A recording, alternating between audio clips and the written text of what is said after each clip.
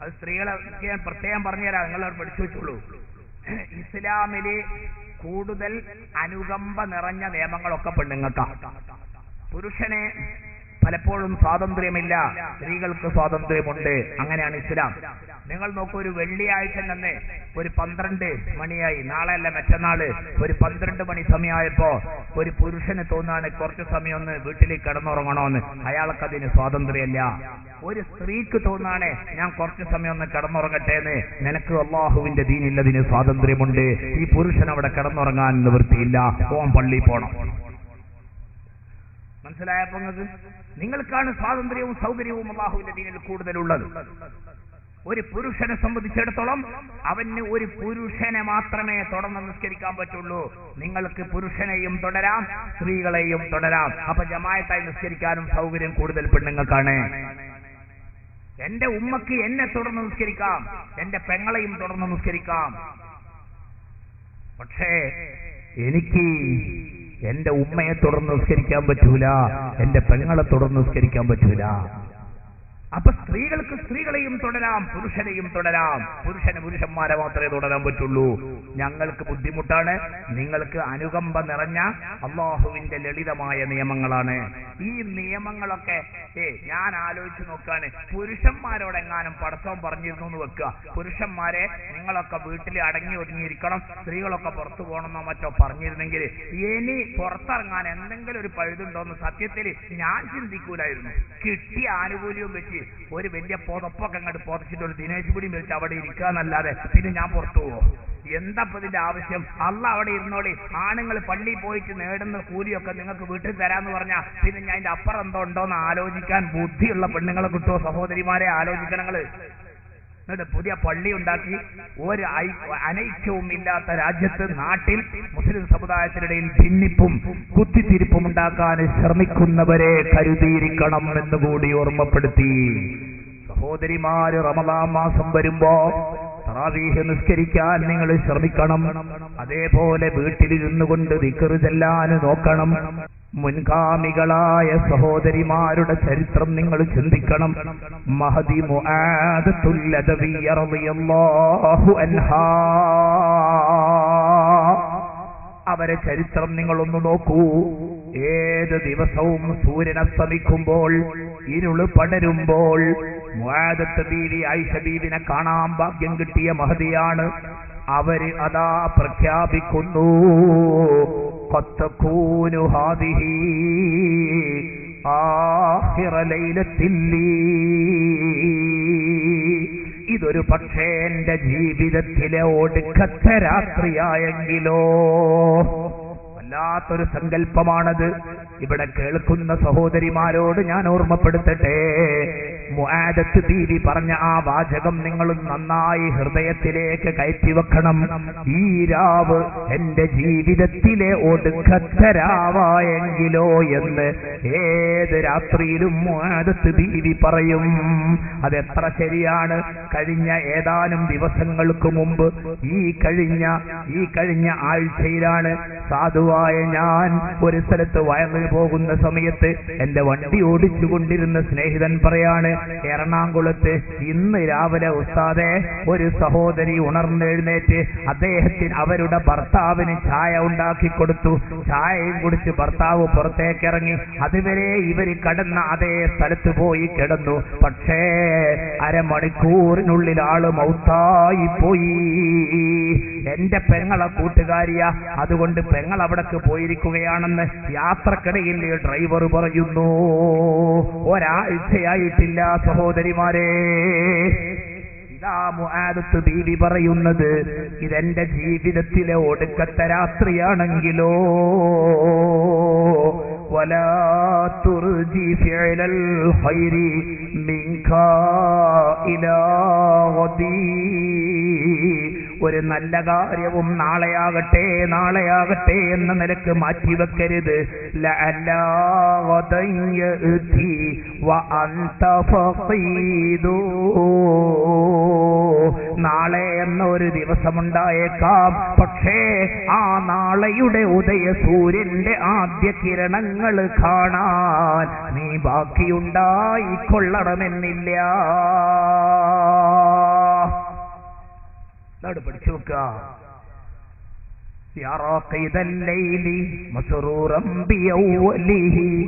അന്തിയുടെ ആദ്യയാമങ്ങളിൽ വളരെ സുഖലോലുപരായി കിടന്നുറങ്ങിയവരാണ്.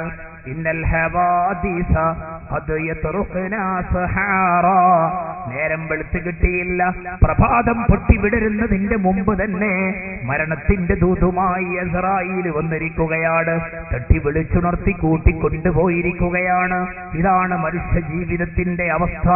അതുകൊണ്ട് തന്നെ മുആദത്ത് ബീവി പ്രഖ്യാപിക്കുന്നു, ഇതെന്റെ ജീവിതത്തിലെ അവസാനത്തെ രാത്രിയാണെങ്കിലോ അത് പറഞ്ഞു കഴിഞ്ഞാൽ പിന്നെ അവർക്ക് ഉറക്കം വരുന്നില്ല, പിന്നെ അവർക്ക് അനാവശ്യമായ ദൃശ്യങ്ങൾ കാണാൻ സമയമില്ല, സിനിമയില്ല, സീരിയലില്ല. വീടിന്റെ അകത്തളത്തിലൂടെ അങ്ങോട്ടും ഇങ്ങോട്ടും നടന്നുകൊണ്ട് മുആദത്ത് ബീവി ദിക്ർ ചൊല്ലുകയാണ്. ലാ ഇലാഹ ഇല്ലല്ലാഹ് ലാ ഇലാഹ ഇല്ലല്ലാഹ് ലാ ഇലാഹ ഇല്ലല്ലാഹ് ലാ ഇലാഹ ഇല്ലല്ലാഹ്. കുറെ സമയം ദിക്ർ ചൊല്ലുമ്പോ അവർക്ക് ഉറങ്ങാൻ തോന്നും. ആ സമയത്ത് സ്വന്തം ശരീരത്തെ വിളിച്ചുകൊണ്ട് അവര് പറയും, നഫ്സേ ഉറങ്ങാൻ ധൃതി കൂട്ടല്ല, ഖബറാകുന്ന ഇരുട്ടറയിൽ എത്ര കാലമാണ് ഉണർന്ന് കഴിയേണ്ടി വരിക എന്ന് നിനക്കറിയില്ലല്ലോ. അതുകൊണ്ട് കുറച്ചുകൂടി സമയം നമുക്ക് ദിക്ർ ചൊല്ലാം. ഈ മുആദത്ത് ബീവി റളിയല്ലാഹു അൻഹയെ പോലെയുള്ള മാതൃകാ മഹിളകളെ നിങ്ങൾ ജീവിതത്തിലേക്ക് പാഠമായി, നിങ്ങൾ ജീവിതത്തിലേക്ക് മാതൃകയായി സ്വീകരിക്കുക. റമളാൻ മാസത്തിൽ മക്കളോട് പറയുക, മക്കളെ നമ്മുടെ ഈ പെട്ടിയുണ്ടല്ലോ, അതുകൊണ്ട് ചില്ലറ ഉപകാരങ്ങളൊക്കെയുണ്ട്, അതുകൊണ്ട് നിങ്ങളത് ഇതുവരെയൊക്കെ ഉപയോഗിച്ചു. പക്ഷെ ഈ റമളാൻ മാസത്തിൽ ഉപകാരത്തെക്കാൾ കൂടുതൽ ഉപദ്രവമുള്ള ഈ പെട്ടി നമുക്ക് ഒന്ന് പൂട്ടി വെക്കണം. അത് പൂട്ടിയിട്ട് താക്കോല് നിങ്ങളെ പെറ്റുപൂറ്റിയ ഉമ്മ എന്ന നിലയ്ക്ക് എന്റെ കയ്യിലേക്ക് തരണമെന്ന് തന്റെ മുള്ള ഉമ്മമാര് വീടുകളിൽ പ്രഖ്യാപിച്ചിട്ട് റമളാനിന്റെ വിശുദ്ധമായ രാപ്പകലുകൾ അലങ്കോലമായി പോകാതിരിക്കാൻ വേണ്ടത് ചെയ്യണമെന്ന് ഈ അവസരത്തിൽ ഞാൻ ഓർമ്മപ്പെടുത്തുന്നു. ആണുങ്ങൾ പള്ളിയിലാണ്, സുബ്ഹാനല്ലാഹ്, അവിടെ അസ്സലാത്ത ജാമിഅ തറാവീഹ് നിസ്കാരത്തിനുള്ള ബാങ്ക് മുഴങ്ങിയിരിക്കുകയാണ്. ഇനി ആവേശകരമായ നീണ്ട നിസ്കാരമാണ്. ഇവിടെ നമ്മൾ മനസ്സിലാക്കുക, നമ്മെ സംബന്ധിച്ചിടത്തോളം ഈ തറാവീഹ് നിസ്കാരം അത് ഒരു പെട്ടെന്ന് 1 മണിക്കൂർ കൊണ്ടൊക്കെ ചെയ്തു തീർക്കുന്ന ഒരു നിസ്കാരമാണ്. അത് തന്നെ നമുക്ക് ഭാരമായി തോന്നരുത് സുഹൃത്തുക്കളെ. കാരണം നമ്മുടെ മുൻഗാമികൾ സ്വഹാബത്ത് റളിയല്ലാഹു അൻഹും അവരുടെ ജീവിതം നോക്കിയാൽ, താബിഈങ്ങളുടെ ജീവിതം പരിശോധിച്ചാൽ, മേലേന്ന് വന്ന് നമ്മുടെ തൊട്ടു മുമ്പ് കഴിഞ്ഞുപോയ തലമുറയിലൂടെ പഠനം നടത്തിയാൽ അവരൊക്കെ റമളാനിൽ മാത്രമല്ല റമളാനല്ലാത്ത കാലത്തും ഒരുപാട് നിസ്കാരവും സുന്നത്തായ നോമ്പുകളും കൊണ്ടു നടന്നവരാണ്. ഒറ്റ ഒരാളെ മാത്രം പെട്ടെന്ന് ഞാൻ നിങ്ങൾക്ക് പരിചയപ്പെടുത്തുന്നു. മഹാനായ സയ്യിദുനാ അബൂ ഹുറൈറ. ആ മഹാനുഭാവന്റെ ജീവിത ശൈലി എന്തായിരുന്നു? ചരിത്രത്തിന്റെ താളുകളിൽ നമുക്ക് വായിക്കാം. വകാന യസൂമുൻ നഹാർ. റമളാനിലല്ല, മിക്കവാറും പകലുകളിലൊക്കെ മഹാനുഭാവൻ നോമ്പനുഷ്ഠിക്കുകയാണ്. വയഖൂമു സുലുസൽ ലൈൽ. രാവിനെ 3 ഭാഗിച്ചിട്ട് 12 മണിക്കൂറാണെങ്കിൽ അതിൽ 4 മണിക്കൂർ സമയം ബഹുമാനപ്പെട്ട അബൂ ഹുറൈറ റമളാൻ അല്ലാത്ത കാലത്തു പോലും തന്റെ വീടിൽ വെച്ചതാ നിസ്കാരം നിർവഹിക്കുന്നു. പിന്നെ അദ്ദേഹം ചെയ്യുന്ന പണി, പിന്നെ തന്റെ ഭാര്യയെ വിളിച്ചുണർത്തും. രാവ് 12 മണിക്കൂറാണെങ്കിൽ അതിലെ ആദ്യത്തെ 4 മണിക്കൂർ മഹാനായ അബൂ ഹുറൈറ നിസ്കരിച്ചു കഴിഞ്ഞിരിക്കുന്നു. ഇനി ഭാര്യയെ വിളിച്ചുണർത്തി നിസ്കാരപ്പായയിൽ കയറ്റുന്നു. ഇനിയുള്ള 4 മണിക്കൂർ ഈ മഹാനായ സഹാബി വര്യന്റെ ഭാര്യ നിസ്കരിക്കുന്നു. ഭാര്യ നിസ്കരിച്ചു കഴിഞ്ഞിട്ട് പിന്നെ ചെയ്യുന്നതോ പിന്നെ ഈ ഭാര്യ അവരുടെ പുത്രിയെ മകളെ വിളിച്ചുണർത്തുന്നു. ആ മകള് നിസ്കാരപ്പായയിലേക്ക് കയറിയാലോ നേരം വെളുക്കുവോളം ആ കുട്ടി നിസ്കരിച്ചു തീർക്കുന്നു. ഈ സംഭവം വിവരിക്കുന്ന ചരിത്രകാരന്മാര് ആശ്ചര്യത്തോടെ കുറിക്കുകയാണ്. ഫകാനത്തിൽ ഇബാദത്തു ലാ തൻഖതിഉ ഫീ ബൈതിഹി തൂലൽ ലൈലി. അബൂ ഹുറൈറയുടെ വീട്ടിൽ ഇബാദത്തില്ലാത്ത ഒരു നിമിഷം പോലുമില്ല. അബൂ ഹുറൈറയുടെ വീട്ടിൽ വിളക്കണഞ്ഞ ഒരു സെക്കൻഡ് പോലുമില്ല. നിരന്തരം അവിടെ ഇബാദത്ത് തന്നെ. ഈ നിലക്ക് എത്ര മഹാന്മാരുടെ ചരിത്രങ്ങളാ നമ്മുടെ മുന്നിലുള്ളത്. ഞാൻ ചുരുക്കട്ടെ. ഇതിൽ നിന്നൊക്കെ ആവേശം ഉൾക്കൊണ്ട് റമളാനിലെങ്കിലും ഒരു നീണ്ട നിശാനിസ്കാരത്തിന് നമ്മൾ ഒരുങ്ങണം. അല്ലാഹു സുബ്ഹാനഹു വ തആല നമുക്കതിന് തൗഫീഖ് നൽകുമാറാകട്ടെ. ഇനി എന്താണ് അടുത്ത പരിപാടി? റമളാനിന്റെ നിയമവശങ്ങളിലൂടെ നമ്മൾ മുമ്പോട്ട് പോവാണ്. പിന്നെ നാളെ നോമ്പ് അനുഷ്ഠിക്കണമെങ്കിൽ നിയ്യത്ത് വെക്കണം. അത് നമുക്ക് ഇമാം ബുഖാരിന്റെ ഹദീസ് ഉണ്ട്, ഇന്നമൽ അഅ്മാലു ബിന്നിയ്യാത്ത്. ഇനി നിയ്യത്ത് വേണ്ടാന്ന് ആരും പറഞ്ഞിട്ട് ഞങ്ങൾക്ക് കാര്യമില്ല, മുസ്ലിമീങ്ങൾക്ക് കാര്യമില്ല, വേറൊരു എന്തെങ്കിലും പറയാം. ഇന്നമൽ അഅ്മാലു ബിന്നിയ്യാത്ത്, നിയ്യത്ത് വേണം. ഈ നിയ്യത്ത് പഠിച്ചു വെച്ചോളൂ. നിയ്യത്ത് എന്ന് പറഞ്ഞാൽ അത് വായോണ്ട് പറയലല്ല, അൽ ഖസ്ദു ഫിൽ ഖൽബ്, അത് ഹൃദയത്തിൽ ഉള്ള കരുത്ത്, അതാണ് നിയ്യത്ത്. റമളാൻ നോമ്പ് ഞാൻ നോൽക്കുന്നെങ്കിലും ഏറ്റവും ചുരുങ്ങിയത് നിയ്യത്ത് വേണം. ഈ നിയ്യത്ത് ശാഫിഈ മദ്ഹബ് അനുസരിച്ച് റമളാനിലെ 30 നോമ്പ് 30 ഇബാദത്തായിട്ടാണ് പരിഗണിക്കപ്പെടുക. 30 നോമ്പും കൂടി ഒരു ഇബാദത്തല്ല. അതുകൊണ്ട് തന്നെ ഓരോ നോമ്പിനും വേറെ വേറെ നിയ്യത്ത് വേണം. അതും രാത്രിയായിരിക്കുകയും വേണം. പഠിച്ചു വെക്കുക. നാളത്തെ നോമ്പ് നമുക്ക് സഹീഹാകണമെങ്കിൽ ഇന്ന് മഗ്‌രിബായിട്ട്, നമുക്ക് തിരുന ഭാഷ എന്ന് പറയാം, മഗ്‌രിബായിട്ട് സുബഹിയാകുന്നതിന്റെ ഇടക്ക് നിയ്യത്ത് വെക്കണം. പരിപൂർണമായ നിയ്യത്തിന്റെ രീതി നവൈതു സൗമഗദിൻ അൻ അദാഇ ഫർളി റമളാനി ഹാദിഹി സനതി ലില്ലാഹി തആല. ഇങ്ങനെ കാസറ്റായി കിടക്കുന്നതുകൊണ്ട് ഏതെങ്കിലും ഒരു കുട്ടിക്ക് അറിയാത്തതുണ്ടെങ്കിൽ ഒന്ന് എറിയടിച്ച് കേട്ടാൽ അതങ്ങ് പഠിച്ചു. ഈ കൊല്ലത്തെ അദാ ആയ ഫർളായ റമളാൻ മാസത്തിൽ നിന്നുള്ള നാളത്തെ നോമ്പിനെ അല്ലാഹു തആലക്ക് വേണ്ടി നോച്ചു കിട്ടുവാൻ ഞാൻ കരുതി എന്ന കരുത്ത് മനസ്സിൽ വന്നാൽ പരിപൂർണമായ നിയ്യത്തായി. അത് വായി കൊണ്ട് പറയൽ സുന്നത്താണ്. അത് മനസ്സിലുണ്ടാകലാണ് നിർബന്ധം. മനസ്സിലില്ലാതെ, ഉദാഹരണത്തിന് ഒരു പുതിയാപ്പള, നമ്മളെ നാട്ടിലൊക്കെ ഈ റമളാനില് പുതിയാപ്പള സൽക്കാരം എന്ന് പറഞ്ഞിട്ട് എന്തൊക്കെ കാട്ടിക്കൂട്ടുന്ന ചില പരിപാടികളുണ്ട്. അപ്പൊ ഒരു പുതിയാപ്പള സൽക്കാരത്തിന് വന്ന ഒരു പുതിയാപ്പള ഭാര്യ വീട് നിലകൊള്ളുന്ന എന്റെ വയല് കേട്ടിട്ട് ഭാര്യ വീട്ടിനടുത്തുള്ള പള്ളിയിലാണെങ്കിലും പോയിട്ട് തറാവീഹ് നിസ്കരിക്കാൻ ഞാൻ പറ്റില്ലാന്നുള്ളവർക്ക് സാധു നിസ്കരിക്കാൻ വന്നതാ. തറാവീഹ് കഴിഞ്ഞിട്ട് ഇങ്ങനെ ഇരിക്കുമ്പോ ഈ കുട്ടിന്റെ മനസ്സിൽ മുഴുവൻ പടച്ചോൻ എന്റെ പുതിയാപ്പള ചെരുപ്പാണ് റബ്ബേ ഞാൻ ഇട്ടുകൊണ്ട് വന്നത്, ആ ചെരുപ്പ് ആരെങ്കിലും എടുത്തോണ്ട് പോവും റബ്ബേ എന്നിങ്ങനെ ആലോചിക്കാൻ പറ്റും. കാരണം 2500 റുപ്യ വിലയുള്ള ഷൂ ആണിത്. അതാരെങ്കിലും അടിച്ചോണ്ട് പോവോന്നിങ്ങനെ ചിന്തിച്ചോണ്ടിരിക്കണാരോ ഉസ്താദ് നവൈത്തോ. അപ്പൊ എല്ലാവരും കൂടി നവൈത്തോ സൗമഗദിൻ അന്നദായി. എന്ത് അന്നദായി? അന്നല്ലാത്ത റമദാനില് അന്നദായി എന്നൊക്കെ ഇങ്ങനെ പറയുന്നുണ്ട്. ആ സമയത്തൊക്കെ പുതിയാപ്പളന്റെ മനസ്സിൽ ഓന്റെ ആ പുതിയാപ്പള ചെരുപ്പ് ആരെങ്കിലും കട്ടുണ്ടോ എന്നുള്ള ചിന്തയാണെങ്കിൽ ഓൻ വായോണ്ട് ഇതൊക്കെ പറഞ്ഞിട്ട് ഒരു കാര്യം ഉണ്ടാവൂല. അപ്പൊ നെയ്യത്തിനെ സംബന്ധിച്ച് അത് ആണുങ്ങൾ പഠിച്ചേക്കുക. ആണുങ്ങളെ സംബന്ധിച്ചിടത്തോളം എല്ലാ തറാവീഹ് നിസ്കാരവും കഴിഞ്ഞിട്ട് പള്ളിയിൽ നെയ്യത്ത് വെച്ചു കൊടുക്കുന്ന ഒരു സിസ്റ്റം ഉണ്ട്.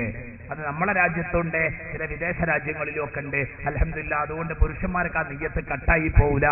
സഹോദരിമാർ, നിങ്ങൾ എന്ത് ചെയ്യണം?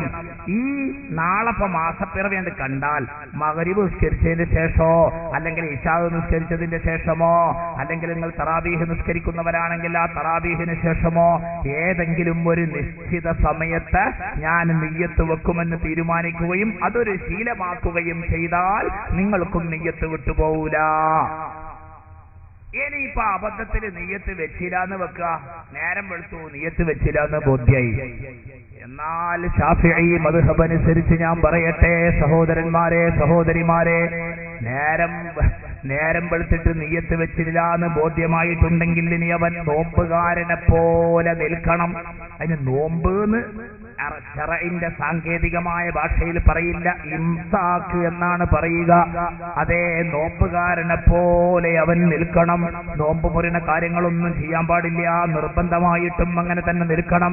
അതൊക്കെ ഉത്തരവാദിത്വത്തിന്റെ കുറവാണ്. രാത്രിയിൽ നിയ്യത്ത് വെക്കേണ്ടതിൽ ഉപേക്ഷ വരുത്തിയിരിക്കുകയാണ്, അതിനുള്ള ഒരു പണിഷ്മെന്റ് ആണ്. അവൻ നോമ്പുകാരനെ പോലെ നിൽക്കണം. അതിന് ഇംസാക്ക് ചെയ്യുന്നതിന്റെ കൂലി അല്ലാഹുവിൽ നിന്ന് വാങ്ങുകയും വേണം. നോമ്പ് കഴിഞ്ഞിട്ട് അടുത്ത നോമ്പാകുന്നതിന്റെ മുമ്പ് ഈ നോമ്പ് അവൻ ഖളാ വീട്ടുകയും വേണം. അതാണ് അതിന്റെ നിയമം. മനസ്സിലായിട്ടുണ്ടല്ലോ പറയുന്നത്? അപ്പൊ നിയ്യത്ത് വെക്കണം സഹോദരന്മാരെ സഹോദരിമാരെ. അതേപോലെ വേറെ ഒരു സംഭവം കൂടി ഞാൻ പറയട്ടെ. അത്താഴം കഴിക്കണം, അത് വളരെ പ്രധാനപ്പെട്ട സുന്നത്താണ്. തസഹറൂ ഫഇന്ന ഫിസ്സുഹൂരി ബറകാ. അത്താഴം കഴിക്കുക. നമ്മളെ ഈ മലബാറില് അത്താഴം എന്ന് പറയും, പുലർച്ചെ എന്ന് പറയും. അവിടെ മധ്യ കേരളത്തിൽ ഞങ്ങൾ ചെന്നാൽ ഇടയത്താഴം എന്നാണ് പറയുക. ഇത് വളരെ പ്രധാനപ്പെട്ട ബറക്കത്താക്കപ്പെട്ട ഒരു ഊണാണെന്ന് പഠിപ്പിച്ചത് വിശ്വഗുരുവായ മുഹമ്മദ് മുസ്തഫ. എപ്പോഴാ കഴിക്കേണ്ടതെന്നറിയുമ്പോ സുബഹ് ബാങ്ക് കൊടുക്കുന്നതിനോട് അടുത്ത സമയത്താണ്. ഒരു 12 മണിയാവുമ്പോഴേക്ക് വേഗം ചെന്നിട്ട് കിടക്കുകയല്ല വേണ്ടത്. അന്തിയുടെ അന്ത്യയാമങ്ങളിൽ ഉണർന്നെഴുന്നേൽക്കണം. അതേ, സുബഹ് ബാങ്ക് കൊടുക്കുന്നതിന് ഒരു 50 ആയത്ത് ഓതി തീർക്കാൻ മാത്രമുള്ള ഒരു 10-15 മിനിറ്റ് അവശേഷിക്കുമ്പോഴാണ് നോമ്പിന് ശക്തി പകരുക എന്ന ലക്ഷ്യത്തോടെ ഇടയത്താഴം കഴിക്കല് വളരെ പ്രധാനപ്പെട്ട സുന്നത്തായ നിലയിൽ ശറഅല്ലാഹു അസ്സ വജൽ.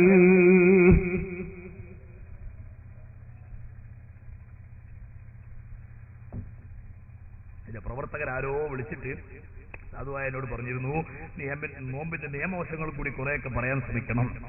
അതുകൊണ്ട് ഇങ്ങനെ റെക്കോർഡായി കിടക്കുന്നതുകൊണ്ട് ആർക്കെങ്കിലും അതിന്റെ ഗുണം കിട്ടിയെങ്കിലോ എന്നുകൂടി ഓർത്ത് ഞാൻ പറഞ്ഞതാണ് ഇപ്പൊ എത്താൻ കഴിക്കുക. ഇനി ഞാൻ നിങ്ങൾക്ക് ശാസ്ത്രീയമായ റമദാനിലെ ഒരു ടൈം ടേബിള്, അതായത് ഇടയത്താഴം കഴിച്ചിട്ട് പിന്നെ കിടക്കരുത്. ഈ അത്താഴം കഴിച്ചിട്ട് പുലച്ചക്ക് ചോറ് കഴിച്ചിട്ട് പിന്നെ നമ്മൾ എന്ത് ചെയ്യരുത്? കിടക്കരുത്. അത് സുബൈന്റെ ബാങ്കിനോട് അടുപ്പിച്ച് നമ്മളത് കഴിച്ചു കഴിഞ്ഞാൽ പിന്നിട്ട് കിടക്കില്ല. 1 മണിക്കൂർ മുമ്പാ എന്നാ പിന്നെ നമ്മൾ ഇനി 1 മണിക്കൂറുണ്ടല്ലോ ബാങ്ക് കൊടുക്കാൻ, അല്ലാ എന്ന് പറഞ്ഞ് കിടന്നാ പിന്നെ സുബൈൻ കൂടി കളായിട്ടയക്കും, പിന്നെ എണീക്കല്.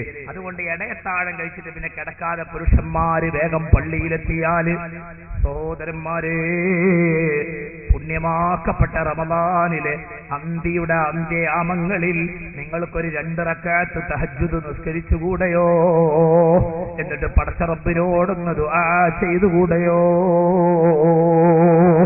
സഹോദരിമാർക്ക് വീട്ടിലും ആ തഹജ്ജുദ് നിസ്കാരം നടത്തിയിട്ട്, റബ്ബേ ഇത് ആഖിറുസ്സമാന, എന്റെ മക്കളും എന്റെ ഭർത്താവും എന്റെ കൂടപ്പിറപ്പീങ്ങളും നാടൊട്ടാകെ പല ജോലിക്കും പോകുന്നവരാ. അല്ലാഹുവേ, ചുവണ്ണൻ പെണ്ണ് പോലെയുള്ള പല ഭീകരമായ രോഗങ്ങളും കേൾക്കുകയാ. കാവല് നൽകണേ അല്ലാ. ഞങ്ങളെ ഈ കുടുംബത്തിൽ നീ ബറക്കത്ത് ചെയ്യണേ അല്ലാ. പടച്ച റബ്ബേ, മരിച്ചു കിടക്കുമ്പോൾ ഒരു യാസീനോദാൻ പോലും മനസ്സില്ലാത്ത വിധം എന്റെ മക്കള് പിഴച്ച് പുതിയത്തുകാരനായി പോകാതെ നീ ആ മക്കൾക്കൊരു കാവല് കൊടുക്കണേ അല്ലാ എന്നൊക്കെ നിങ്ങളാ തഹജ്ജുദ് നിസ്കാരം കഴിഞ്ഞിട്ടൊന്ന് ദുആ ചെയ്തുകൊണ്ടിരിക്കുമ്പോ സുബ്ഹ് ബാങ്ക് മുഴങ്ങിയാൽ എന്റെ പ്രിയപ്പെട്ട സുഹൃത്തുക്കളെ, സഹോദരിമാരെ, സുബ്ഹ് നിസ്കാരവും നടന്നാൽ വത്ലുൽ ഖുർആൻ വസബ്ബിഹ് ഫീഹി മുജ്തഹിദാ, നീ പരിശുദ്ധമായ ഖുർആൻ ഓതിയാൽ, അതേ ദിക്ർ ചൊല്ലിയാൽ, ഫഇന്നഹു ശഹ്റു തസ്ബീഹിൻ വഖുർആനി, ഈ റമദാൻ തസ്ബീഹിന്റെ മാസമാണ്, ഖുർആൻ പാരായണത്തിന്റെ മാസമാണ്. അതൊക്കെ ചെയ്യാൻ നോക്കുക. ഇനിയിപ്പോ എന്തെങ്കിലും തൊഴിലാളികളോ വല്ല ജോലി തിരക്കുള്ളവരോ ഒക്കെ ആണെങ്കിൽ സുബഹിസ്കാരം കഴിഞ്ഞിങ്ങോട്ട് പോയാലും ആക്ഷേപമില്ല.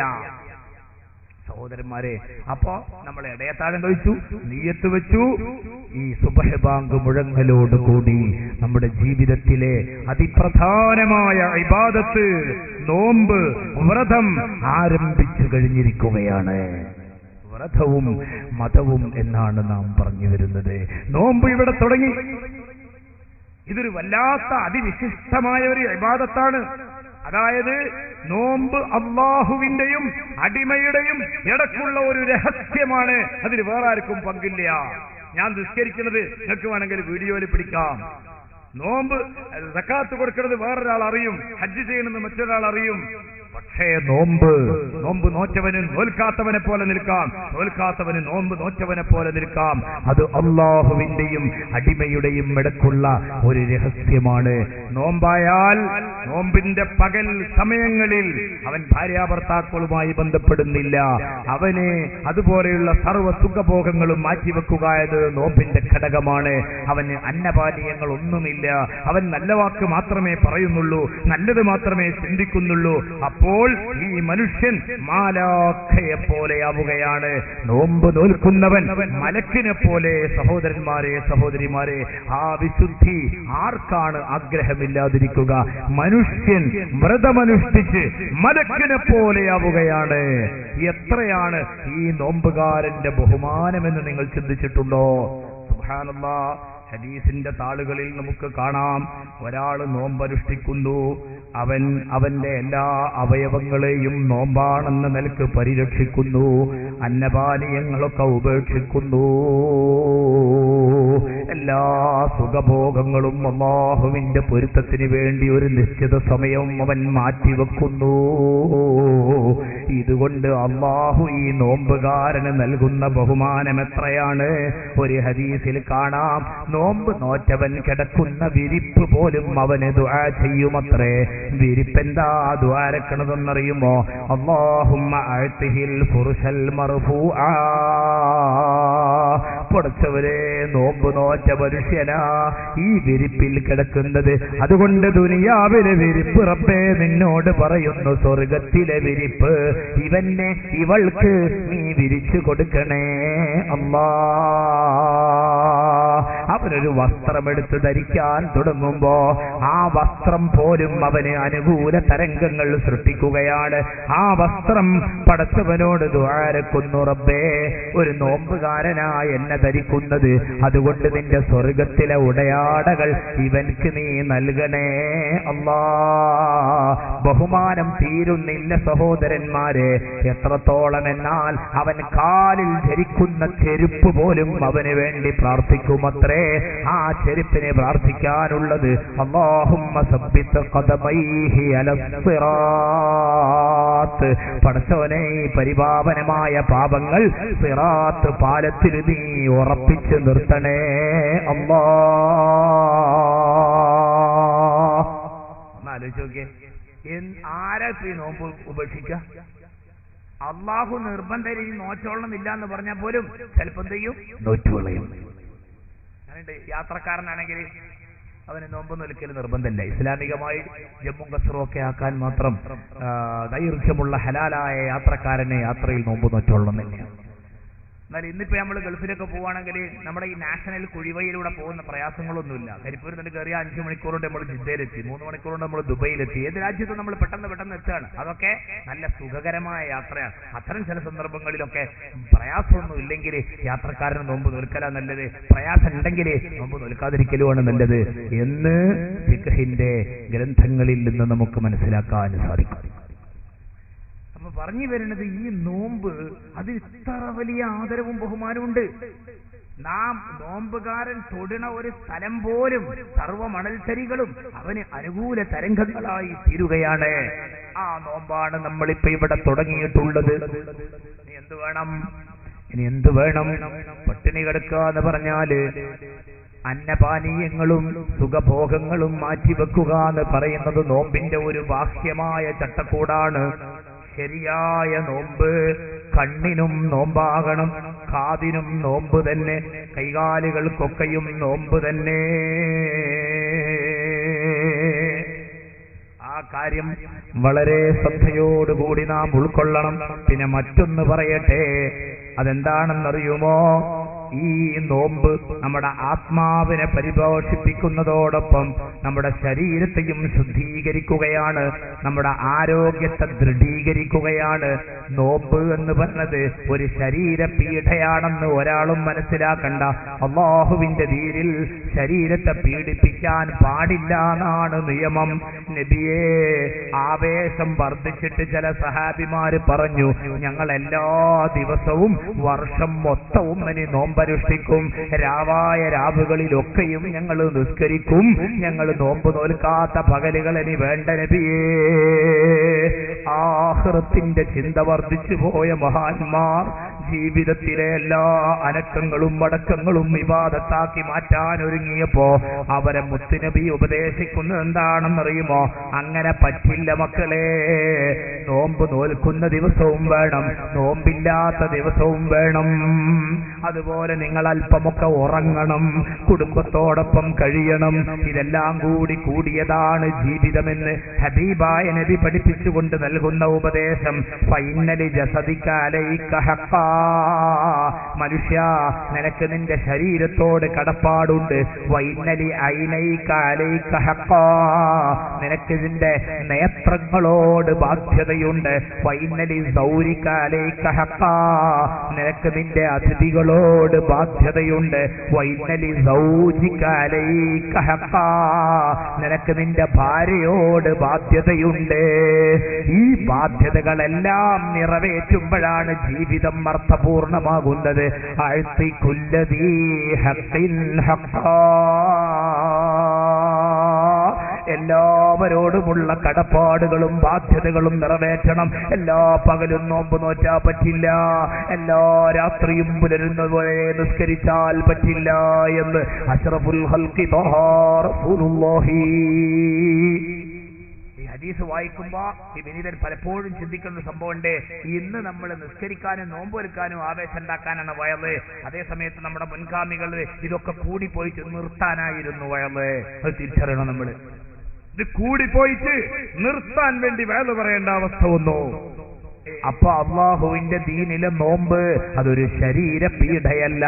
നോമ്പ് നോറ്റ് മനുഷ്യൻ മലക്കിനെ പോലെയായി. സൂമോ തസിഹൂ, നോമ്പ് നോറ്റ് നിങ്ങൾ ആരോഗ്യം പരിരക്ഷിക്കുക എന്ന് മഹാനായ മുഹമ്മദ് മുസ്തഫ.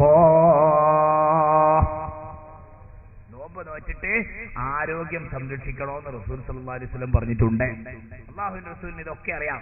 അതെ ഞാൻ പറഞ്ഞില്ലേ, മറ്റേ ഈ അല്പജ്ഞാനികളായ ഉൽപ്പതിഷ്ണുക്കളുടെ മനസ്സിലുള്ള നബി അല്ല നമ്മുടെ നബി, എല്ലാം അറിയുന്ന നബി സല്ലല്ലാഹു അലൈഹി വസല്ലം. നേരത്തെ പറഞ്ഞില്ലേ, ഇന്നല്ലാഹ ലം യദഅ ദാഅൻ ഇല്ലാ വദഅ ലഹു ദവാഅ, ഏതൊരു രോഗം അല്ലാഹു വെക്കുന്നുവോ അതിനൊരു ഔഷധവും പടച്ചോൻ വെച്ചിട്ടുണ്ടെന്നാ. അപ്പൊ H1N1 മാത്രല്ല, AIDS, ഏത് രോഗാണുക്കളുടെ മുമ്പിൽ ഡോക്ടർമാര് പകച്ചു നിൽക്കുന്നുവോ അവരോടൊക്കെ നിമിത്തങ്ങൾ പറയുന്നത് അതിനൊക്കെ മരുന്നുണ്ട് മക്കളെ, ഗവേഷണം തുടങ്ങിക്കൊള്ളിന. മുജാഹിദീങ്ങൾക്ക് വിവരമില്ല എന്ന് പറഞ്ഞിട്ട് കാര്യമുണ്ടോ? മുസ്ലിമീങ്ങൾക്ക് അള്ളാഹുവിന്റെ റസൂലിനെ കുറിച്ചറിയാം. നിമിത്തങ്ങൾ പറഞ്ഞു നോമ്പ് നോച്ചിട്ട് ആരോഗ്യം പരിരക്ഷിക്കണം. ഇനിയിപ്പോ അത് നമുക്കൊക്കെ അറിയാവുന്ന ഒരു കാര്യം. ഞാൻ പ്രസംഗം നിർത്താൻ പോകുന്ന സമയം വൈകിട്ടുണ്ട്. പിന്നെ നമുക്കറിയില്ലേ, നമ്മളിപ്പോ ഒരു ഭക്ഷണം കഴിക്കുകയാണെങ്കിൽ എന്തെല്ലാം മേശപ്പുറത്ത് ഒരു മട്ടനുണ്ട്, ബീഫുണ്ട്, പിന്നെ ചിക്കനുണ്ട്, കൂടാതെ ഫിഷ് കറി വേറെയുണ്ട്, പിന്നെ പച്ചക്കറി ഉണ്ട്. അങ്ങനെ അതെല്ലാം കൂടി നമ്മൾ അകത്താക്കുകയാണ്. ചിലപ്പോ ഒരു കുറച്ച് ബിരിയാണിയും കുറച്ച് വെറുംചോറും കൂടി കൂട്ടിയടിക്കുന്ന ആളുകളുണ്ട്. ഇതൊക്കെ കഴിഞ്ഞിട്ട് പിന്നെ നമ്മൾ പായസവും കുടിച്ച് കട്ടൻ ചായയും കുടിച്ചിട്ട് പോകുമ്പോ കുറച്ച് ഫ്രൂട്ട്സും കൂടി കഴിക്കുക. ഇത് സ്ഥിരപ്പോ നമ്മൾ ചെയ്തുകൊണ്ടിരിക്കണം. ഇത് ഒരാഴ്ച രണ്ടാഴ്ച ഒന്നുമല്ല, അനുസ്യൂതം ഇതിങ്ങനെ അനവരതം ഇതിങ്ങനെ തുടർന്നുകൊണ്ടേയിരിക്കുകയാണ്. എല്ലാ ദിവസവും ഇത് വാരി വലിച്ചു കയറ്റുകയാണ്. ഇത് മുഴുവൻ ഈ വയറ്റിൽ കിടന്നിട്ട് എന്തൊക്കെയാണ് ആളുള്ളത് നിങ്ങളൊന്ന് ആലോചിച്ച് നോക്കിയേ. അതിൽ നിന്ന് ചോരയും നീരും ആ പോഷക ഗുണങ്ങളൊക്കെ ഉള്ളതൊക്കെ ഒരു വഴിക്ക്, ചോര വേറൊരു വഴിക്ക്, നീര് മറ്റൊരു വഴിക്ക്, ഒരു വസ്തുവിനും കൊള്ളാത്ത മറ്റേ ആ പ്ലാറ്റിമടയിൽ തള്ളുള്ള സാധനമൊക്കെ വേറൊരു വഴിക്ക്. ഇതെല്ലാം കൂടി ഇങ്ങനെ നടക്കുകയാണ്. ഇതെന്തൊരു അത്ഭുതമായ പ്രക്രിയയാണ്. ഇതിന് എപ്പോഴെങ്കിലും ഒരു ചെറിയൊരു വിശ്രമം കൊടുക്കണ്ടേ? അത് ആരോഗ്യ സംരക്ഷണത്തിന് ആവശ്യമല്ലേ? അതാരാ വലിയ ഡോക്ടർമാരൊന്നും പറയേണ്ടത്, സാമാന്യ ബുദ്ധിയുള്ള ആളുകൾക്ക് മനസ്സിലാക്കുന്ന ഒരു കാര്യമാണ്. അപ്പൊ അവിടെ വേറൊരു സംഭവം എനിക്ക് പറയാനുള്ളത്, മനസ്സ് നന്നാകുന്നതോടൊപ്പം തന്നെ ആത്മാവ് നന്നാകുന്നതോടൊപ്പം തന്നെ ശരീരവും കൂടി നന്നാകുന്ന നോമ്പായിരിക്കണമെങ്കിലോ അതിന് ഇസ്ലാമിക ആഹാരക്രമം നോമ്പിൽ ശീലിക്കണം. അത് പെണ്ണുങ്ങൾ നോട്ട് ചെയ്ത് വെക്കണം. പെണ്ണുങ്ങൾ നോട്ട് ചെയ്ത് വെക്കണം. ഇസ്ലാമിലൊരു ആഹാരക്രമം നോമ്പിനുണ്ട്. മഹാനായ ഹുജ്ജത്തുൽ ഇസ്ലാം അബൂ ഹാമിദിനിൽ ഗസാലി റളിയല്ലാഹു അൻഹു ഇഹ്യാഉ ഉലൂമിദ്ദീൻ എന്ന ഗ്രന്ഥത്തിന്റെ 1-ാം വാള്യം 242-ാമത്തെ പേജില് അത് വിശദീകരിച്ച് പറയുന്നുണ്ട്. വഹുവ റമദാനിലെ ആഹാരക്രമം അൻയഅകുല അഖലതഹു അല്ലതി കാന യഅകുലുഹാ കുല്ല ലൈല ലൗലം യസും. നോമ്പല്ലാത്ത കാലത്ത് എത്രയാണോ രാത്രിയിൽ ഭക്ഷണം കഴിക്കാറുള്ളത് അത്ര മാത്രമേ നോമ്പ് കാലത്തും കഴിക്കാവൂ.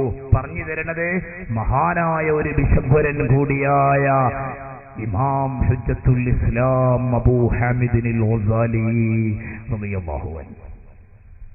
അപ്പോ നോമ്പല്ലാത്ത കാലത്ത് രാത്രിയിൽ കഴിക്കുന്ന അളവ് കൂടരുത്. എന്നിട്ട് അദ്ദേഹം പറയാണ്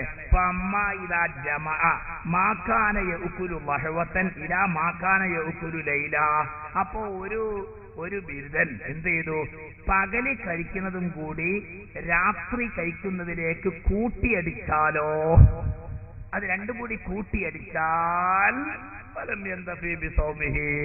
നോമ്പിന്റെ എല്ലാ ഗുണമൊന്നും കിട്ടാതായി പോകുന്നു. ഇതുണ്ടെന്ന് നമ്മുടെ നാട്ടില് സുബ്ഹാനല്ലാഹ് മഗ്‌രിബ് വാങ്ങാണ്ട് കൊടുത്താ സുബയാവുന്നത് വരെ പുട്ടിന് തേങ്ങടണ മാതിരി ഇങ്ങനെ ചിരിച്ച് ഇങ്ങനെ ഇട്ടുകൊണ്ടിരിക്കലാണ്. അങ്ങനെ നേരം വെളുക്കുമ്പോഴേക്ക് ഈ മനുഷ്യനെല്ലാം കൂടി വര പിടിച്ച് വിഴിഞ്ഞ പെരുമ്പാമ്പിന്റെ മാതിരി ഒരു കോലത്തിലും ഒരു വസ്തുവിനും കൊള്ളാത്ത അവസ്ഥയിൽ വരും. അതുകൊണ്ട് കാര്യമില്ല. അപ്പൊ നോമ്പ് ഇനി നമുക്ക് വളരെ ചുരുങ്ങിയ ചില കാര്യങ്ങൾ കൂടി ഞാൻ ഓർമ്മപ്പെടുത്തുന്നു.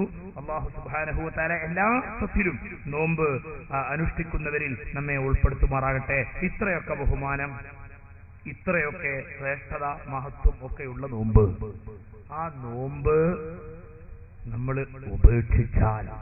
ഉപേക്ഷിക്കാൻ പറ്റുന്നവരുണ്ട്. നോമ്പ് നിൽക്കാൻ പാടില്ല. അപ്പോ ആർത്തവമുള്ള സ്ത്രീകളെ സംബന്ധിച്ചിടത്തോളം നോമ്പ് നിൽക്കാൻ പറ്റില്ല. അവര് നിസ്കാരം പോലെയല്ല, ആ നോമ്പ് ഇസ്ലാം അനുവദിച്ച ഒരു കാരണം കൊണ്ട് അവർ കൊഴിഞ്ഞു പോയതാണ്. അത് അടുത്ത റമളാൻ ആകുന്നതിന്റെ മുമ്പ് അവർ നിർബന്ധമായിട്ടും ഖളാ വീട്ടണം. അടുത്ത റമളാൻ ആയിട്ടും ഈ കൊല്ലത്തെ 7, 8 അല്ലെ 6, 7 ദിവസത്തെ മെൻസസ് പീരീഡിലെ നോമ്പ് ഖളാ വീട്ടിട്ടില്ലെങ്കിൽ അടുത്ത റമളാനും കഴിഞ്ഞിട്ടുള്ള പിന്നെ വരുന്ന ചൊവ്വാല് മുതൽ ഖളാ വീട്ടണമെങ്കിൽ ഖളാവും വീട്ടണോ, ഒരു മുദ്ദും കൊടുക്കേണ്ടി വരും ദിവസം ഒന്നിന്. അപ്പൊ എടുക്കാതെ. അതേപോലെ നമ്മൾ ഇതിന്റെ നിയമവശങ്ങൾ നന്നായി ഉൾക്കൊണ്ടിരിക്കണം. സഹോദരിമാര് മനസ്സിലാക്കണം, സുഹൃത്തുക്കൾ ചിന്തിക്കണം. ഒരാളിപ്പോ ഇസ്ലാം അനുവദിച്ച കാരണമൊന്നും കൂടാതെ നോമ്പ് ഉപേക്ഷിച്ചു എന്ന് വിചാരിക്കുക. അങ്ങനെ നോമ്പ് ഉപേക്ഷിച്ചാൽ അത് പെട്ടെന്ന് തന്നെ ഖളാ വീട്ടൽ നിർബന്ധമാണ്. പെട്ടെന്ന് തന്നെ ഖളാ വീട്ടണം. അടുത്ത റമളാൻ വരെ ഒന്നും അതിന് സമയമില്ല. അത് വേഗം ഖളാ വീട്ടണം. അപ്പൊ അത് ഖളാ ആയി പോകാതെ നോക്കണം. അതാണ് ചെയ്യേണ്ടത്. ഇനി നമ്മൾ ഇത്രയൊക്കെ ബഹുമാനം അല്ലാഹു പ്രഖ്യാപിച്ചു, ഒരുപാട് ഓഫർ തന്നു, നമ്മളെ രക്ഷപ്പെടുത്തി തരാം, നിന്റെ പാപങ്ങൾ പുറത്തു തരാമെന്ന് പറഞ്ഞ് അല്ലാഹു നമ്മെ വിളിച്ചു. പക്ഷേ നമ്മൾ പോയില്ലെങ്കിലോ? അതിന്റെ ഗൗരവം നാം ഒന്ന് ഉൾക്കൊള്ളണം. സഹോദരന്മാരെ, സഹോദരിമാരെ, വളരെ ലഘുവായ നോമ്പാണ് അല്ലാഹു സുബ്ഹാനഹു വ തആല നമുക്ക് തന്നിട്ടുള്ളത്. നമ്മുടെ മുൻഗാമികളുടെ ഇസ്ലാമിന്റെ ആദ്യ കാലഘട്ടത്തിൽ ഉണ്ടായിരുന്ന നോമ്പിന്റെ അവസ്ഥ നിങ്ങൾ ചിന്തിച്ചിട്ടുണ്ടോ? ആദ്യകാലത്ത് നമ്മുടെ സഹാബി നേതാക്കളുടെ നോമ്പിന്റെ അവസ്ഥ എന്തായിരുന്നു? അതിങ്ങനെ മാറി മാറി വരും. അത് ഏതോ ഒരു ഹദീസിൽ പെണ്ണ് പള്ളി പോയി എന്ന് കാണുമ്പോ പള്ളി പോകലല്ല. ആദ്യത്തിൽ നോമ്പിന്റെ സ്ഥിതി എന്താണ്? സൂര്യനസ്തമിച്ചു കഴിഞ്ഞാൽ പിന്നെ ഉറങ്ങിപ്പോകുന്നതിന്റെ മുമ്പ് എന്തെങ്കിലും ഭക്ഷണം കഴിച്ചാൽ കഴിച്ചു, പിന്നെ ആ ഉറങ്ങിപ്പോയാലോ ഒന്നും കഴിക്കാൻ പാടില്ല. ഇങ്ങനത്തെ ഒരു ഘട്ടമുണ്ടായിരുന്നു. അത്ര കടുപ്പപ്പെട്ട നോമ്പ് അല്ലാഹു നമ്മളോട് നോൽക്കാൻ പറഞ്ഞില്ലല്ലോ. പടച്ചോന്റെ കൃപയല്ലേ, നിങ്ങൾ ചിന്തിക്കണം. ആ നോമ്പുണ്ടായിരുന്ന സമയത്ത് ബഹുമാനപ്പെട്ട ഖൈസ് ഇബ്നു സിർമത്തുൽ അൻസാരി റളിയല്ലാഹു അൻഹു എന്ന ഒരു മഹാനായ മനുഷ്യൻ, അദ്ദേഹം ഒരു തോട്ടം തൊഴിലാളിയാണ്. അദ്ദേഹം നമ്മുടെ പ്രിയപ്പെട്ട നബിന്റെ ഒരു സഹാബിയ. ഖൈസ് ഇബ്നു സിർമത്തുൽ അൻസാരി റളിയല്ലാഹു അൻഹു മഹാനവറുകൾ കാന യഅമലു ഫിന്നഖീലി ബിന്നഹാർ. സൗദി അറേബ്യയിൽ പോയിട്ടുള്ള നിങ്ങൾക്ക് അവിടുത്തെ ചൂടറിയാമല്ലോ, അവിടുത്തെ തോട്ടം തൊഴിലിന്റെ ഭീകരത അറിയാമല്ലോ. പകല് മുഴുവൻ തോട്ടത്തിൽ തൊഴിലെടുക്കുകയാണ് ഈ സഹാബി. അങ്ങനെ മഹാനവറുകൾ നോമ്പ് തോറ്റു. വൈകുന്നേരം വരെ തോട്ടത്തിൽ കഠിനമായ ജോലി നിർവഹിച്ചു. നോമ്പ് തുറക്കാറായപ്പോ വീട്ടിൽ വന്നു. തന്റെ ഭാര്യയോട് ചോദിക്കുന്നു, നോമ്പ് തുറക്കാനുള്ള വല്ലതുമുണ്ടോ? ഭാര്യ പറയുന്നു, യാതൊന്നുമില്ല. എല്ലാ കുട്ടികളും പഠിച്ചു വെച്ചോളൂ, എല്ലാ കാരണവന്മാരും ചിന്തിച്ചോളൂ. നമ്മുടെ പൂവാട്ടുപറമ്പിൽ ഇന്ന് പട്ടിണിയില്ലല്ലോ, നമുക്കാർക്കും ഇന്നൊരു ക്ഷാമവുമില്ലല്ലോ. അല്ലാഹു നിഅമത്ത് വാരിക്കോരി തന്നിട്ടുണ്ടല്ലോ. പടച്ച റബ്ബിനെ മറന്നു പോകരുത് കേട്ടോ. പഴയ കാലത്തേക്ക് നോക്കിയാൽ എത്രയെത്ര പട്ടിണിയുടെ കഥകളാ, ഇല്ലായ്മയുടെ വല്ലായ്മയുടെ കഥകളാ. അല്ലാഹു നമുക്ക് നിഅമത്ത് കൂട്ടി തരുമ്പോ പടച്ചവനോട് നന്ദികേട് കാണിച്ച് പുത്തനാശയത്തിലും മറ്റും പോയി പെട്ടുപോകരുത് കേട്ടോ. മഹാനായ ഖൈസ് ഇബ്നു സിർമത്തുൽ അൻസാരി റളിയല്ലാഹു അൻഹു ഭാര്യയോട് നോമ്പ് തുറക്കാൻ വല്ലതുമുണ്ടോ എന്ന് ചോദിക്കുമ്പോ കൈമലർത്തുകയാ. ആ മഹതിയായ സൽഗുണ സമ്പന്നയായ ഭാര്യ ഭർത്താവിനോട് പറയുന്നു, നിങ്ങൾ ഇവിടെ വെയിറ്റ് ചെയ്യുക, ഞാൻ പുറത്തെവിടെയെങ്കിലും പോയി നോക്കട്ടെ. അയൽപക്കങ്ങളിൽ എവിടെയോ പോയി ഭർത്താവിന് നോമ്പ് തുറക്കാനുള്ള വിഭവം അതാ വാങ്ങിക്കൊണ്ട് ഈ ഭാര്യ വന്നു നോക്കുമ്പോൾ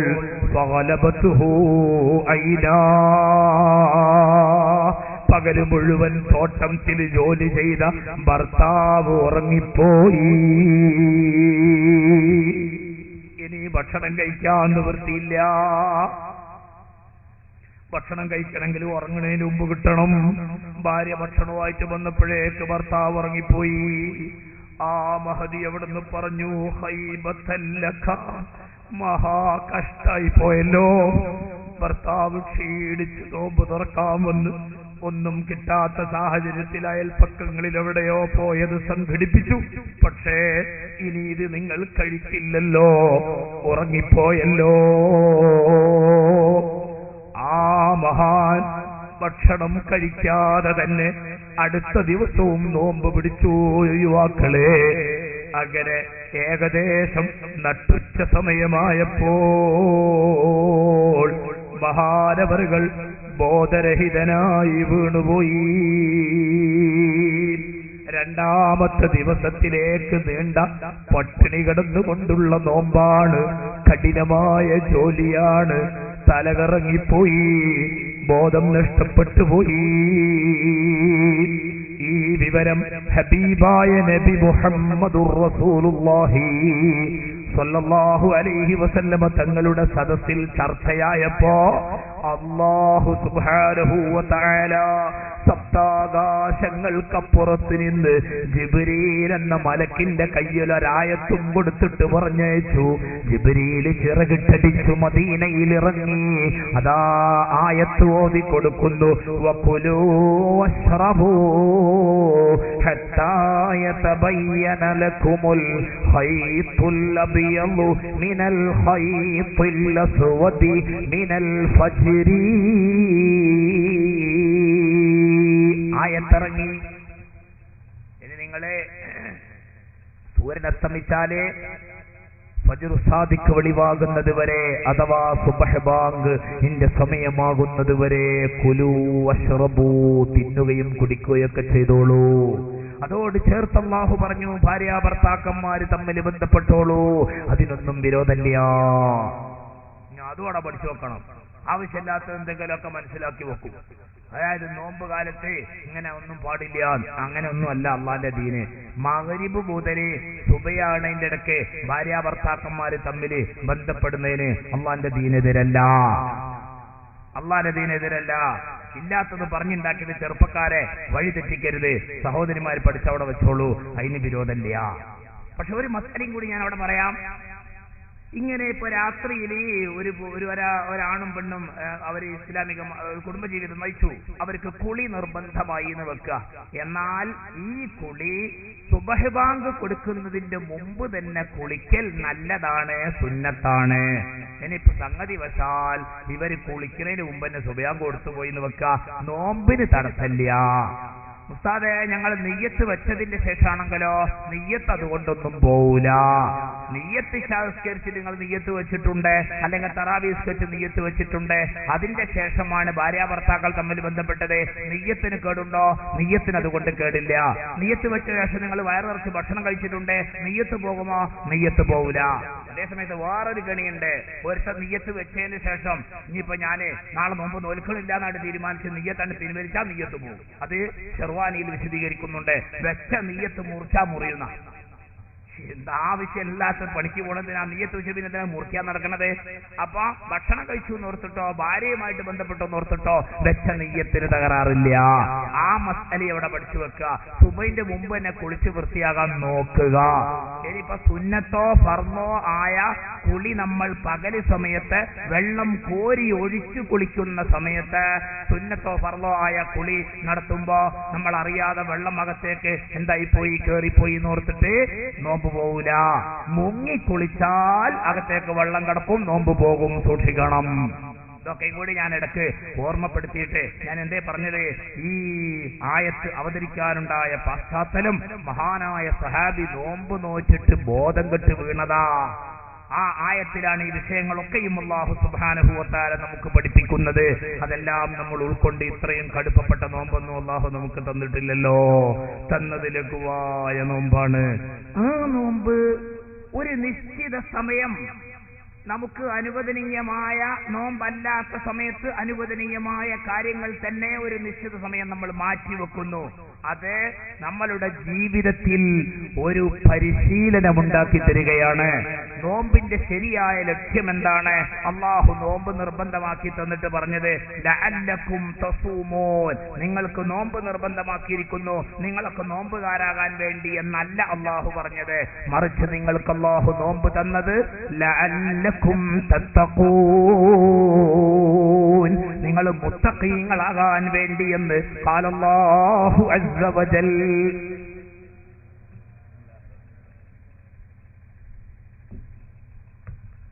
അപ്പൊ അതെന്താ സംഭവം എന്ന് ചോദിച്ചാല്, ഒരാൾ നോമ്പ് പിടിച്ചിരിക്കുന്നു. അയാൾക്ക് രാവിലെ ഒരു 11 മണിയായ സമയത്ത് കലക്കലായ ദാഹം. തന്റെ ഫ്രിഡ്ജിൽ ഇങ്ങനെ നോക്കുമ്പോൾ നല്ല ശീതള പാനീയങ്ങൾ വരിവരിയായിട്ട് വെച്ചിരിക്കുന്നു. വെള്ളം അവിടെ ഉണ്ട്, നല്ല വെള്ളാണ്, കള്ളൊന്നുമല്ല, നല്ല വെള്ളാണ്. പക്ഷെ ഇവൻ എന്ത് ചെയ്യാണ്? നോമ്പാടെ അത് നിനക്ക് കൈപോടില്ല. അവൻ അത് വർജിച്ച് ശീലിച്ചു. അവന്റെ മനസ്സിൽ നല്ല ആഗ്രഹം, തന്റെ പ്രിയപ്പെട്ട പ്രിയതമ തൊട്ടടുത്ത് നിൽക്കണു, ഓൻ തൊടണില്ല, അവർ തമ്മിൽ ഇടപാട് നടത്തുന്നില്ല. അപ്പോ മനുഷ്യന്റെ ആഗ്രഹങ്ങളെ നിയന്ത്രിച്ചു നിർത്തുവാനുള്ള ഒരു പരിശീലനം. അതേപോലെ ഒരാൾ നമ്മളിങ്ങോട്ട് വഴക്ക് പറഞ്ഞു എന്ന് വിചാരിക്കുക, നമ്മളെ എന്തോ അസഭ്യം പറയാൻ മറ്റോ ചെയ്താൽ ഇങ്ങോട്ട് പറഞ്ഞതിന് കണക്കായിട്ട് അങ്ങോട്ട് പറയാനുള്ള ഒരു പൊതുവായ ഒരു സ്വാതന്ത്ര്യം ഏത് മനുഷ്യനുള്ളതാ. ഒരു തല്ലിങ്ങോട്ട് തച്ചാ പിന്നെ ഇവിടെ തച്ചാ ഇത് കാണിച്ചു കൊടുക്കണം മറ്റേ അയാൾ പറഞ്ഞാൽ അതൊന്നും നമുക്ക് ബാധകല്ല. ഒരുത്തർ ഇങ്ങോട്ട് തച്ചാ ഒരു തല്ല അങ്ങോട്ട് തിരിച്ചു തരാനുള്ള ഒരു പൊതുവായ ഒരു മര്യാദ എല്ലാവർക്കുള്ളതല്ലേ. പക്ഷേ നോമ്പിലൊരാൾ ഇങ്ങോട്ട് നമ്മളോട് വഴക്കടിക്കുവാനോ മറ്റോ വന്നാൽ നമ്മള് ഇന്നീ സ്വാഇമുൻ, ലോകമാന്യം സംഭവിക്കൂല എന്ന് ഉറപ്പുള്ളവന് ഉറക്ക പറയാ, അല്ലാത്തവന് മനസ്സിൽ ഞാൻ നോമ്പുകാരനാണ് എന്ന് പറഞ്ഞിട്ട് അവനിങ്ങോട്ട് മാറി നിൽക്കുക. അപ്പോ സഭ്യേതരമായ ഒരു വാക്ക് പോലും പറയാതെ നോമ്പുകാരൻ, ഇത് അവനെ മുത്തഖിയാക്കി തീർക്കും. മുത്തഖി എന്ന് പറഞ്ഞാൽ എന്താണ് സഹോദരന്മാരെ? അള്ളാഹുവിന്റെ വിധി വിലക്കുകൾ പാലിച്ചു, അള്ളാഹു അനുഷ്ഠിക്കാൻ പറഞ്ഞ കാര്യങ്ങൾ അനുഷ്ഠിക്കുകയും വർജിക്കാൻ പറഞ്ഞ കാര്യങ്ങൾ ഉപേക്ഷിക്കുകയും ചെയ്തുകൊണ്ട് വളരെ ശ്രദ്ധയോടുകൂടി അച്ചടക്കത്തോടുകൂടി അടങ്ങി ഒതുങ്ങി ജീവിക്കുക. അതാണ് തഖ്വയിലധിഷ്ഠിതമായ ജീവിതം. ആ നിലക്കുള്ള മുത്തഖിയായി മനുഷ്യനെ മാറ്റുവാനുള്ള പരിശീലനമാണ് മതത്തിലെ വ്രതം എന്ന് ഈ സമയത്ത് ഞാൻ നിങ്ങളെ ഓർമ്മപ്പെടുത്തി ഇനി നിർത്തുന്നു. അപ്പൊ നോമ്പ് നോറ്റാൽ നമ്മൾ മുത്തഖീങ്ങളാകും. മുത്തഖീങ്ങൾ അല്ലാഹുവിന്റെ സ്വർഗത്തിലാകും. സഹോദരന്മാരെ, സ്വർഗത്തെ സംബന്ധിച്ച് അല്ലാഹു പറഞ്ഞിട്ടുള്ളത് വഉഇദ്ദത്ത് ലിൽ മുത്തഖീൻ, സ്വർഗം മുത്തഖീങ്ങൾക്ക് കൊടുക്കാനുള്ളതാണ്. അല്ലാഹു നമുക്ക് ഓശാരമായി നൽകുമാറാകട്ടെ. നമ്മളും മുത്തഖീങ്ങളാണെന്നും പറഞ്ഞ് സ്വർഗത്തിന് വേണ്ടി കാത്തു നിൽക്കുന്നു. പക്ഷേ ചെറുപ്പക്കാര് കുട്ടികൾ മനസ്സിലാക്കണം, നമ്മുടെ മുൻഗാമികളായ മുത്തഖീങ്ങളുടെയൊക്കെ അവസ്ഥ. ഞാനൊരു ചെറിയ ഉദാഹരണം പെട്ടെന്ന് പറയട്ടെ. സൂഫി ചക്രവാളത്തിലെ ഒരു തിളങ്ങുന്ന താരമാണ് ബഹുമാനപ്പെട്ട അബൂ യസീദുൽ ബിസ്താമി റളിയല്ലാഹു അൻഹു. ഹുദല്ലിൽ മുത്തഖീൻ എന്ന ആയത്ത് വിശദീകരിച്ചുകൊണ്ട് ഇസ്മായിൽ ഹഖി തങ്ങൾ ഈ മഹാനവറുകളുടെ തഖ്വയെ സംബന്ധിച്ചൊരു ചർച്ച കൊണ്ടുവന്നിട്ടുണ്ട്. ഞാനത് വളരെ സംക്ഷിപ്തമായി നിങ്ങളെ കേൾപ്പിക്കുകയാ.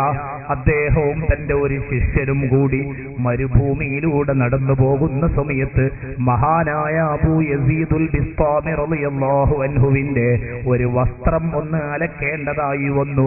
ഈ അലക്കിയ വെള്ളം വാർന്നൊലിക്കുന്ന നനഞ്ഞ ഖനമുള്ള മുണ്ട് അവിടെ കണ്ട ഭിത്തിയിൽ ആണിയടിച്ചിട്ട് ഒരയില് കെട്ടി, നമ്മുടെ ഭാഷയാണതൊരഴ കെട്ടി. ആ അഴയിലേക്ക് നനഞ്ഞ മുണ്ടിങ്ങനെ ആറിയിടാൻ വേണ്ടി ഈ മുരീദായ ശിഷ്യന് ശ്രമിച്ചപ്പോൾ ബഹുമാനപ്പെട്ട അബൂ യസീദുൽ ബിസ്താമി റളിയല്ലാഹു അൻഹു ആ ശിഷ്യനെ വിളിച്ചിട്ട് പറഞ്ഞു, മോനെ, വേറെ ഒരാളുടെ ഭിത്തിയിൽ ആണിയടിക്കാൻ നമുക്ക് അവകാശമില്ലല്ലോ, അതുകൊണ്ടത് ചെയ്യണ്ട.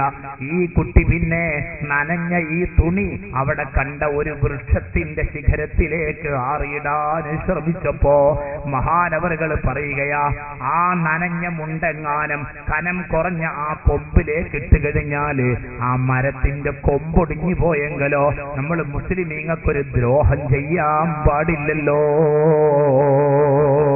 ഈ നനഞ്ഞ തുണിയുമായി നിൽക്കുന്ന മുരീദ് പിന്നെ അത് നിലത്ത് വിരിച്ചിടാനാ ശ്രമിച്ചത്. ആ സമയത്ത് മഹാൻ പറഞ്ഞു, മോനെ, നനഞ്ഞ മുണ്ട് വിരിച്ചിടുമ്പോ അതിലെ വല്ല ഉറുമ്പുകളും എഴിഞ്ഞു പോകുന്നതിന് ബുദ്ധിമുട്ടായാൽ അതൊക്കെ ഒരു മോശമല്ലേ, അതുകൊണ്ട് നീ ആ മുണ്ടന്റെ പുറത്തേക്ക് ഇങ്ങോട്ട് വിരിച്ചിട്ടോളൂ, അതവിടെ കിടന്ന് ഉറങ്ങിക്കൊള്ളുമെന്ന് പ്രഖ്യാപിച്ച മഹാനായ അബൂ യസീദുൽ ബിസ്താമി. ഇതൊക്കെയാ മുത്തഖീങ്ങളുടെ ജീവിതത്തിലെ സൂക്ഷ്മത.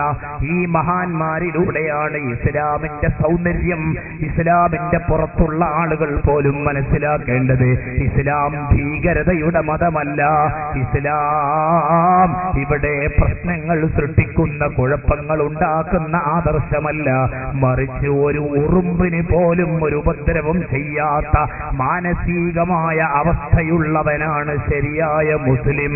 ആ തരത്തിലുള്ള ശരിയായ മുസ്ലിമിനെ, ശരിയായ മനുഷ്യനെ സൃഷ്ടിക്കുവാനാണ് മതത്തിലെ വ്രതം.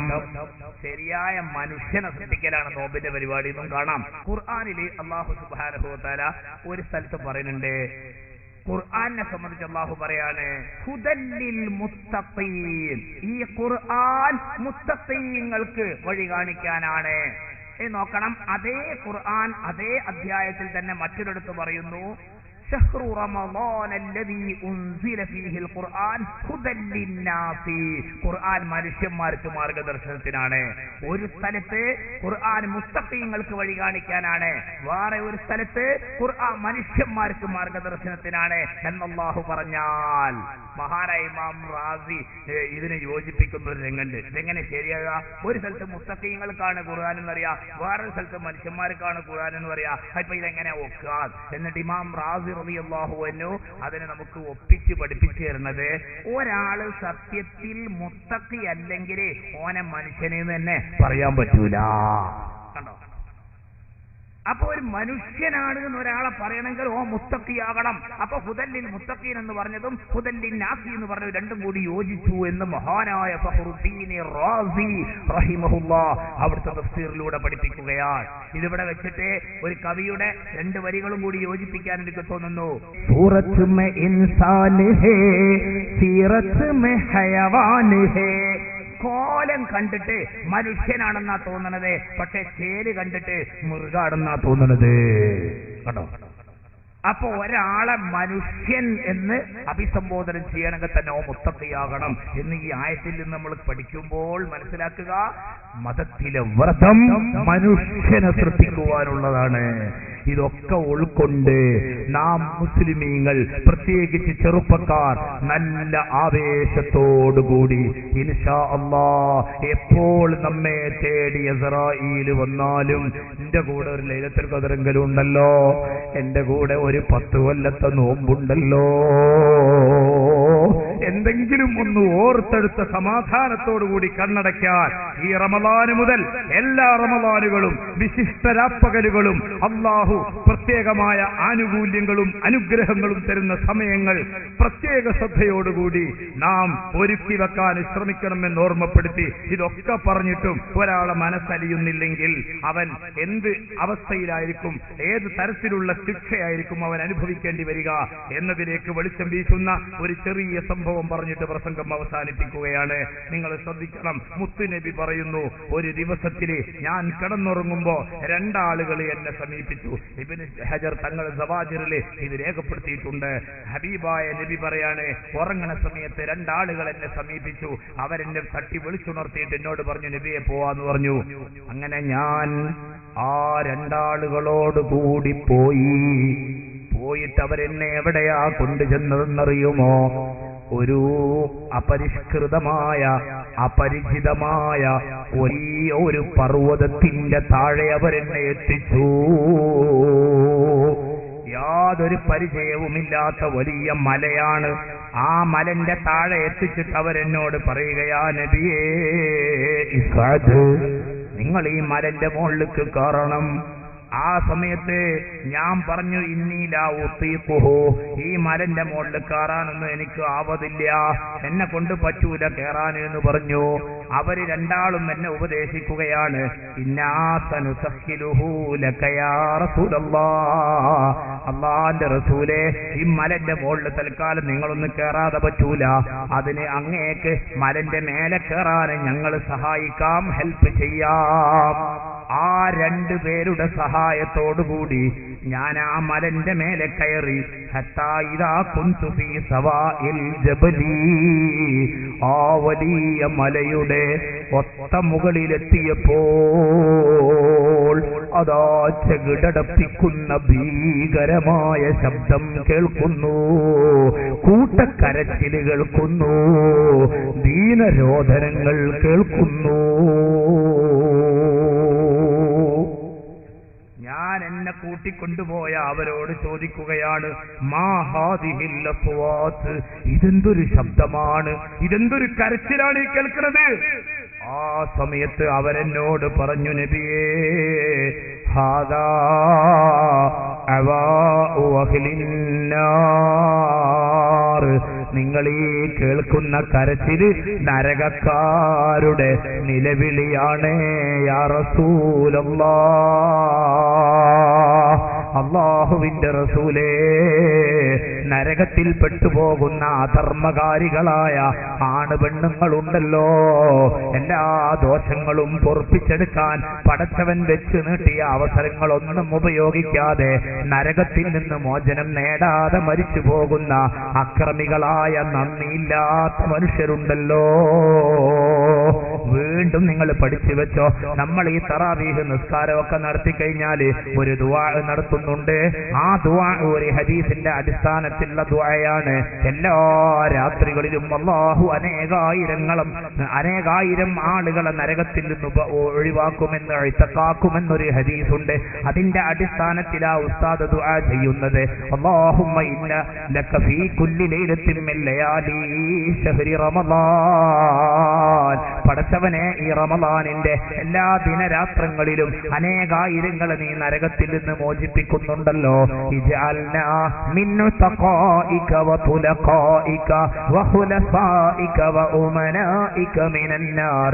അല്ലാഹുവേ, നീ നരകത്തിൽ നിന്ന് രക്ഷപ്പെടുത്തുന്നവരുടെ കൂട്ടത്തിലെ, നീ നരകത്തിൽ നിന്ന് തലാഖ് ചൊല്ലുന്നവരുടെ കൂട്ടത്തിലെ, നീ നരകത്തിൽ നിന്ന് രക്ഷപ്പെടുത്തുന്നവരുടെ മോചിപ്പിക്കുന്നവരുടെ കൂട്ടത്തിലെ ഈ തറാവീഹ് നിസ്കരിച്ചിരിക്കുന്ന ഞങ്ങളെയും ഒന്ന് പെടുത്തണേ അല്ലാഹ്. ഇതുപോലത്തെ പ്രാർത്ഥനയൊക്കെ പള്ളിയിൽ നടക്കുകയാണ്. കുറെ പ്രായമായ ആളുകൾ അതിനാമീൻ പറയുകയാണ്. ആ സമയത്ത് പോലും അല്ലാഹു നല്ല ആരോഗ്യം കൊടുത്ത ചെറുപ്പക്കാര്, കുട്ടികള് എന്തൊക്കെയോ ദുനിയാവിന്റെ കാര്യവുമായി റമളാനാണെന്ന ശ്രദ്ധ പോലും ഇല്ലാതെ നടുറോട്ടിലൂടെ പാതിരാത്രിയായിട്ടും അങ്ങോട്ടും ഇങ്ങോട്ടും മലയുകയാണ്. അത്തരം ആളുകളൊക്കെ ആയിരിക്കും നരകത്തിൽ പെട്ടുപോവുക. മലന്റെ മേലെ നിന്ന് കൂട്ട നിലവിളി കേട്ടപ്പോ മുത്തുനബി ചോദിച്ചപ്പോ അവര് പറയുന്നു, നബിയേ, ഹാദാ അവാഉ അഹ്ലിന്നാർ. ഇത് നരകക്കാരുടെ കൂട്ട നിലവിളിയാണ് യാ റസൂലല്ലാഹ്. അള്ളാന്റെ റസൂല് പറയാണേ, അവരെന്നെ കുറച്ചുകൂടി മുമ്പോട്ട് കൊണ്ടുപോയി. അവിടെ ചെന്ന് നോക്കുമ്പോ അവിടെ ഉണ്ട് ഒരു കൂട്ടര്. അവര് മൊത്തത്തിൽ കെട്ടിക്കുടുക്കി ബന്ധനസ്ഥരാണ്. ദയനീയമായ രംഗമാണ്. അവരുടെ അതരങ്ങളൊക്കെ കീറി മുറിക്കപ്പെട്ടിരിക്കുന്നു, ചോര വാർന്നൊലിക്കുന്നുണ്ട്. വല്ലാത്തൊരു ദയനീയമായ ഭീകരമായ ഒരു രംഗം. ഏതാണ് ഈ കൂട്ടര് എന്ന് ഞാൻ ചോദിച്ചപ്പോൾ എനിക്ക് കിട്ടിയ മറുപടി അള്ളാന്റെ റസൂല് പറയുന്നു, അല്ലദീന യുഫ്തിറൂന ഖബ്ല തഹില്ലത്തി സൗമിഹിം. നോമ്പ് തുറക്കുന്ന സമയമാണതിന് മുമ്പ് തുറന്നു കളഞ്ഞ കൂട്ടർക്കുള്ള ശിക്ഷയാണ് യാ റസൂലല്ലാഹ്.